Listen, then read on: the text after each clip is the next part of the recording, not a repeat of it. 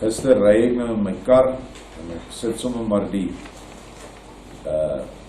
bandjie aan met die, ek het so 'n stokkie met al die lesings. Ek wil dit ook vir die bands of vir die oggendse diens sê dat ons kan 8 gig of ja, 8 gig stokkies kry.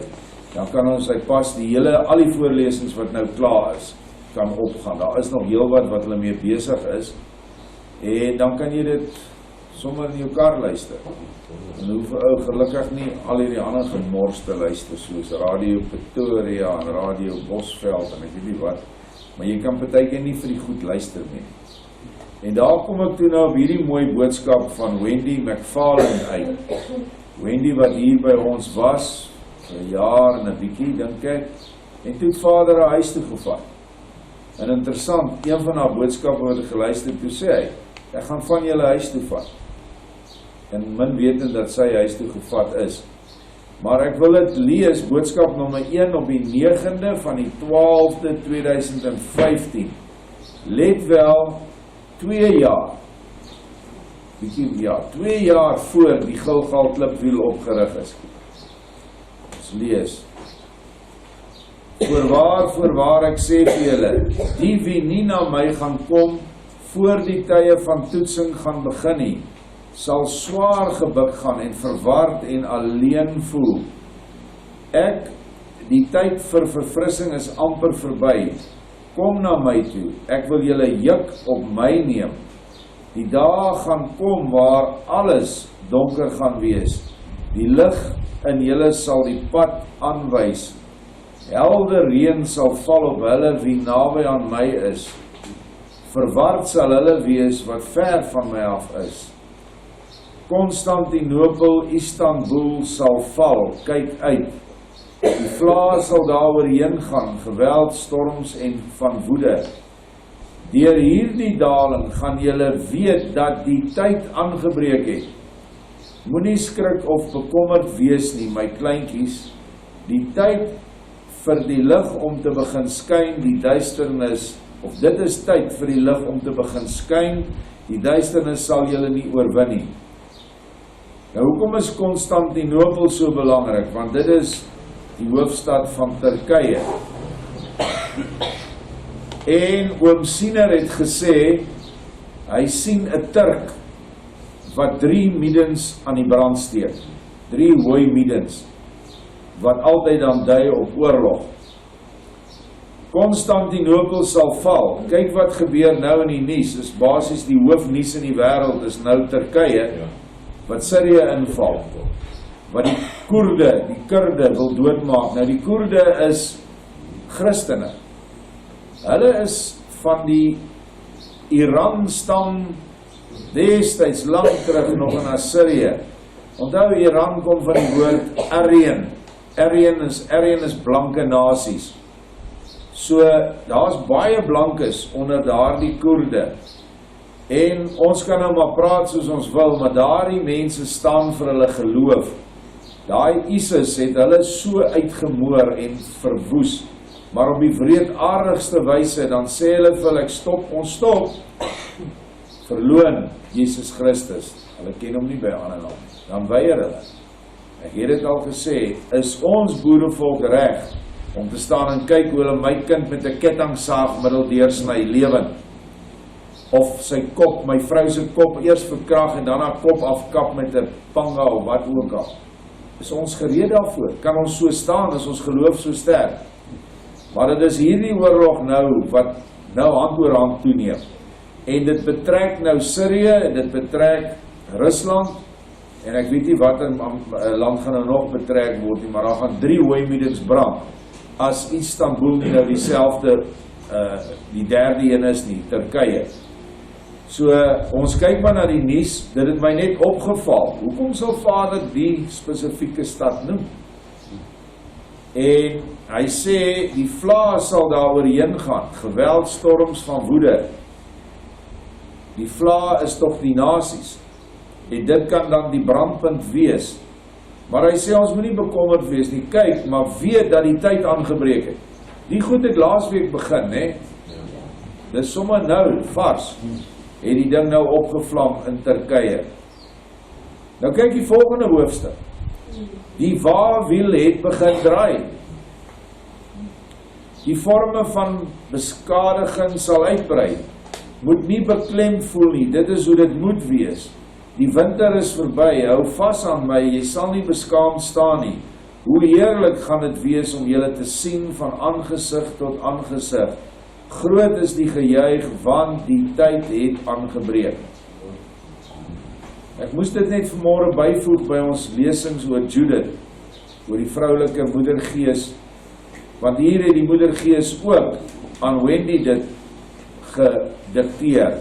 Dan sal 'n tyd kom wanneer Turkye die begin van die derde wêreldoorlog, dis hoe ek dit verstaan op die oomblik, dit sal daar begin, sodra daai stad val. Nou ja, vandag met die tegnologie wat wapens het, val 'n stad sommer in een dag. Ek bedoel, as hulle wapens op daai ding rig, whoever dit is daar van hom by vanaand niks oor nie. Dis hoe vinnig dit gaan. Maar die belangrike is, al in 2015 het die waerwiel ongesiens begin draai. Maar in 2017, 2 jaar na hierdie boodskap, het Vader die waerwiel opgerig. En dit is vir my net wonderlik. In 'n ander boodskap van haar sê hy, die raadjies in die wiel het begin draai. En ons is almal klein ratte in die groot wiel. So, dit pas nou mooi in met wat ons mee besig is. Nou is ons terug op die boek van Judit, by hoofstuk 8 vers 4. Ons het nou gelees dat die belering nou deur Holofernes, wat die krag van Nebukadneser is, hy is in beheer, maar die klomp Esauïte of Edomite kom ook by en sê vir hom, maak net hulle fonteine toe, sny hulle paaie af, en julle sal hulle almal doodkry daar binne. En hou wag op die mure. Dis presies wat Edom nou met ons doen aan die einde van die tyd. Die Moabite is 'n gruwelnasie, dis 'n nasie wat uitgeroei moet word. En dit is die gruwelnasies wat nog altyd teen Vader gestaan het. En 'n mens kan eintlik sê die hele wêreld wat agter die dier aangaan, dit is die Moabite. Want hulle haat ons, hulle haat Vader, haat sy wette, haat sy orde. En hulle is ook nou in hierdie oorlog teen ons, net soos daai tyd. En Judith, dis die weduwee, was al 3 jaar en 4 maande 'n weduwee in haar huis gewees. Sy het vir haar op die dak van haar huis 'n tent gemaak, en sy het haar lendes met 'n boetekleed omgord, en sy was altyd aangetrek in die kleed van haar weduweeskap. En al die dae van haar weduweeskap het sy gevas, uitgesonder op die Sabbat en met die maansvernuwing en op die fees en jubeldae van die huis van Israel. Sy was besonder mooi van gestalte en skoon om te aanskou. Verder het Manasse haar man aan haar goud en silwer en slawe en slavinne en vee en grond nagelaat. En sy het dit in die oog gehou. Daar was ook niemand wat behoefte gehad het aan 'n woord van afkering nie, want sy het Jahwe gevrees. Nou daai tyd is 40 maande, stel 'n reinigings- en vasperiode voor waaruit sy gekom het. Vergelyk dit met die ontelbare eons waar die gees van waarheid in die destydse engelryk van Lucifer onderdruk was, totdat Yeshua gekom en haar gehaal het en haar toe vir ons uitgestort het as trooster. In al daardie tye was sy 'n weduwee met haar kinders. Die toestand het ek beskryf in vorige lesings, waar die 2/3 gestaan het teen die 1/3, waar die oorlog in die hemele was, die aanvoerder van die 3de Lucifer self, en die ander het met die goddelike gees in hulle, wat hulle geken het as die groot gees, en hulle het ontken dat Lucifer hulle skepper is. Lucifer het gesê, maar ek is julle skepper. En soos wat hy al hoe boser geword het, al hoe meer besoedeld, het die gees van waarheid ook dan nou meer al hoe kragtiger in hulle geword. Want waarheid het eers ontstaan na die leuen aan die lig gekom het. En dit is basies wat daar gebeur het. En hierdie Judit stel dit nou voor, hierdie 40 dae. Daar's ander vlakke wat Judit ook vergelyk kan word. Maar dit is wat ek toe gesien het op daai stadium, toe ek hierdie boek geskryf het. Nou, hierdie vrou gaan en sy maak 'n tent op die dak van haar huis. Onthou julle Joshua se woorde in Matteus 24 en 25, die wat op die dak van hulle huis is, moenie afkom om goed uit die huis uit te kom haal nie. Nou mense het nooit daai ding verstaan nie, want ons het nooit was ons geopenbaar vir of aan die hemelse waarheid nie. Om op jou dak van jou huis te bly beteken om in hemelse waarheid te wees. Om af te kom, om goed onderuit te haal, beteken dat wanneer jy op daardie geestelike vlak is, moenie afkom om goed te kom haal wat in natuurlike waarheid en in geestelike waarheid is nie. En dit is hoekom die nuwe Bybel so wonderlik is, as julle nog onthou die eerste bladsy, die 3 sirkels, die Ou Testament linksonder, oorvleuel met die Nuwe Testament. En dan kom die nuwe Bybel bo op die 2 in die middel en hy oorvleuel ook die 2. En dan is daar 'n kolletjie waar al 3 oorvleuel. En dit is die plek waar ons moet opereer in waarheid. En dis wat hy vir ons sê. Nou hierdie vrou is in hemelse waarheid. Uiteindelik, as ons daar vergelyk met die trooster, is dit juist die trooster wat die hemelse waarheid bring. Sy sit op die dak van die Israelhuis. En dit is sy wat Joshua ingeneem het met sy doop. En dit is sy wat hy uitgestort het vir ons. Weereens, daar is net een gees. Die oermoedergees wat uit die Vader in sy oertoestand voortkom. Maar dit is 'n ander vlak wat geopenbaar word vir ons gesegmenteerde mensdom. Want ons is nie meer een met ons vroulike nie. Mans en vrouens is nou apart. En daarom moet die gees aanpassings maak. In die Ou Testament was dit die gees van wysheid wat deur die tabernakel, later dan deur die tempel, eerstens met rigters gepraat het, toe met die priesters en rigters, en toe later met die konings, totdat die konings nou maar ook nou afvallig geraak het. Toe is daar eintlik nie meer sprake van suiwer lering nie. Dit is hoekom Joshua moes kom en vir ons die trooster moes bring. Nou, die kleed van weduweeskap het sy nou net hierna nou uitgetrek. Ons sal dit nou sien, en ons gaan nou by vers 12 aan van hoofstuk 8 van Judit. Nou dan, wie is julle wat Elohim vandag versoek en wat julle bo Elohim plaas in die midde van die seuns van Adam? Dit sê sy nou vir hulle na aanleiding van dat hulle gesê het, jou klomp priesters, ons gee vir Vader 5 dae. En dan sê ons nie in 5 dae verlos nie, dan word ons slawe. Net so het ek het in vorige lesings verduidelik, is presies hoe hierdie slaprig predikante en, kon ons maar sê, synodes van die kerke opgetree teen al die gruwels wat oor ons gekom het. Hulle het basies gekapituleer en hulle het gesê, ons gaan eerder maar die wêreld dien. Ons sien nie kans om te veg hier in hierdie saak nie. Vers 13, want julle is nou besig om die almagtige Jahwe na te vors, en tog sal julle tot in ewigheid niks weet nie.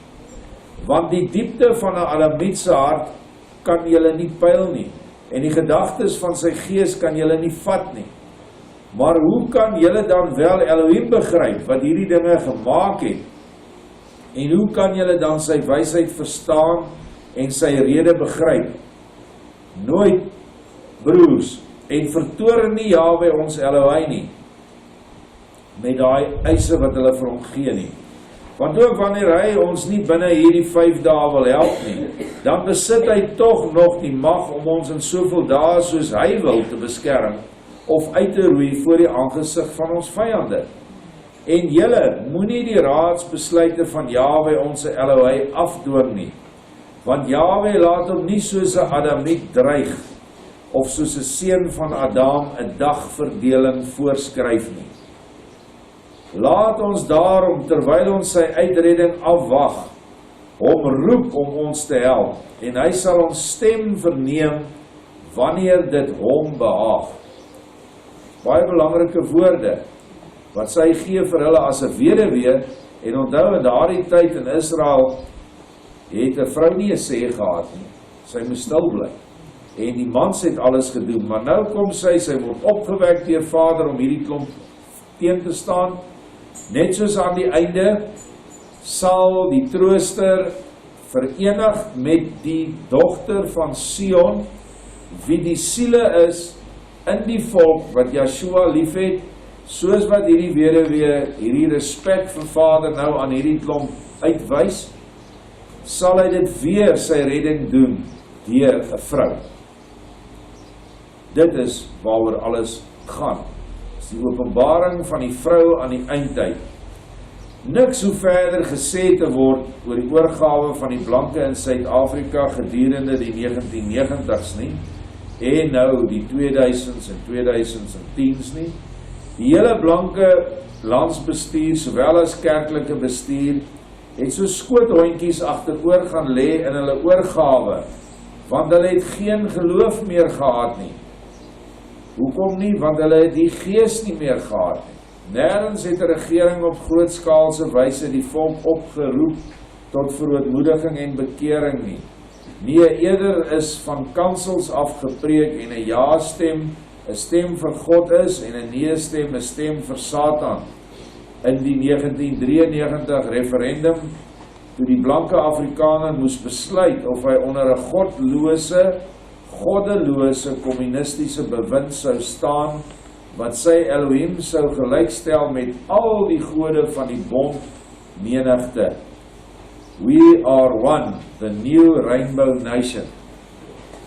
Met al die Mudimu en Badimu geeste wat hulle aanbid, met Allah en Mohammed, die Indiërs en die ou klomp moslems daar in die Kaap, en dan die Jere van die kleerlinge.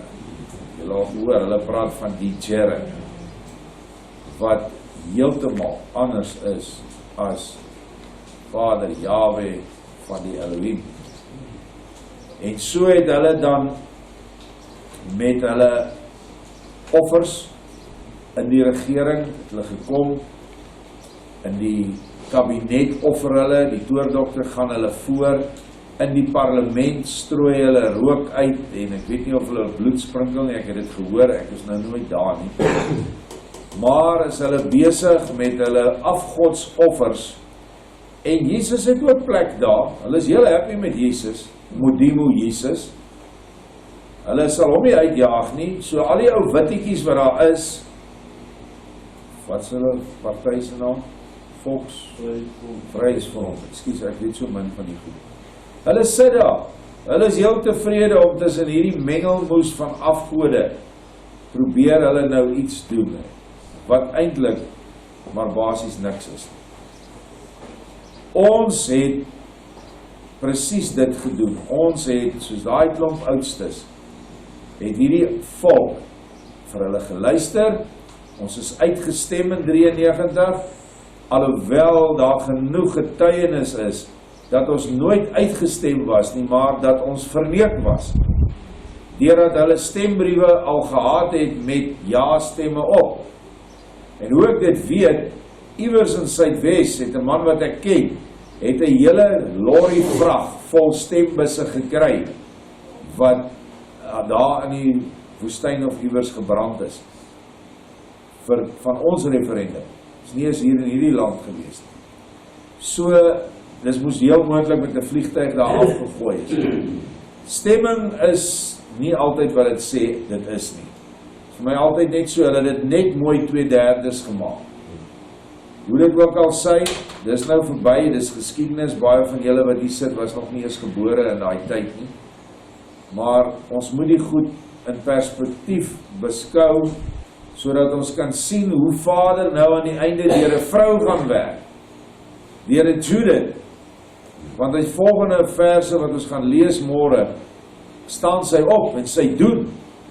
Dis nie 'n vrou wat daar lê en net bid en wag vir uitkoms nie. Sy het gebid, Vader het met haar innerlik gepraat, sy het opgestaan en sy die job gaan doen.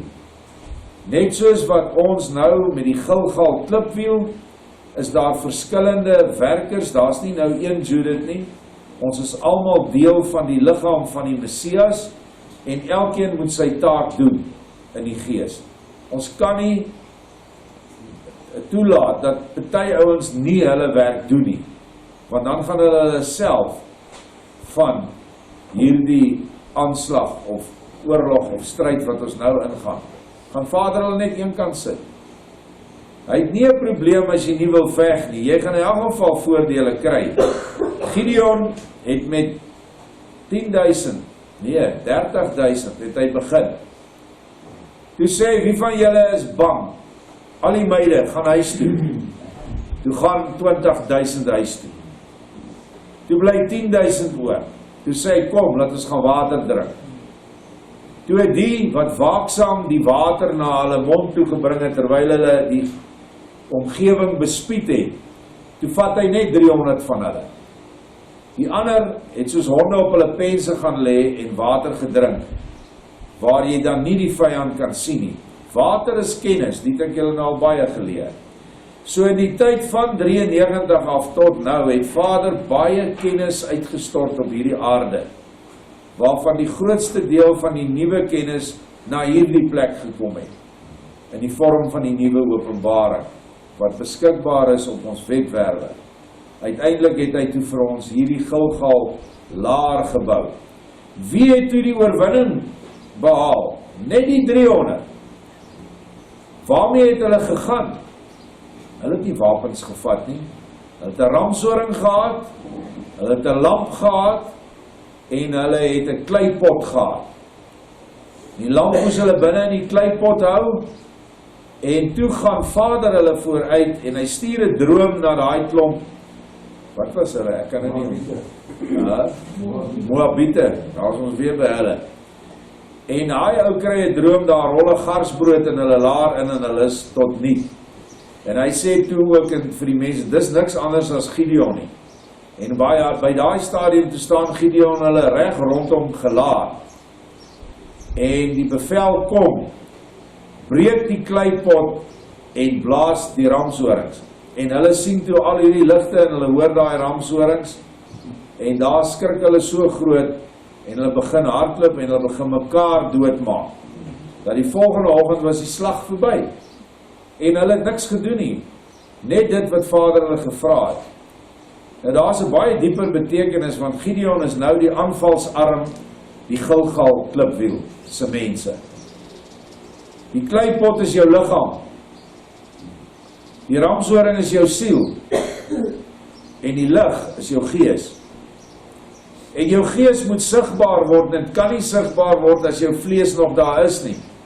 So dit lyk vir my, daar gaan 'n getal, ek weet nie of dit 300 gaan wees nie, wedergeborenes wees, wie se ligte gaan skyn, wie se kleipot gaan breek. En in Prediker praat hy van die liggaam as die kleipot. En daai kleipot beteken, wat breek, beteken eenwording met Yeshua en wedergeboorte, sodat jy dan die krag vanuit jou woord sal hê, wat die ramshoring voorstel, en jou lig sal 'n gees van verskrikking wees vir hulle. Dis wat gaan gebeur. Soos die 300 man met daai liggies wat hulle gehad het, 'n gees van verskrikking was. So ons staan naby, want ons vanmôre gelees, hy sê die tyd het aangebreek. Dis die tyd vir die wedergeboorte, die tyd vir die eenwording. Maar nie almal nie. En as jy die verhaal mooi verder lees, dan sê hy, toe roep Gideon al die ander, die ou klomp banges, en die ander wat verkeerd water gedrink het. En hulle het toe die stede ingeval, en hulle het ook gedeel in die oorwinning. So daar sal 'n voorloperspan moet wees.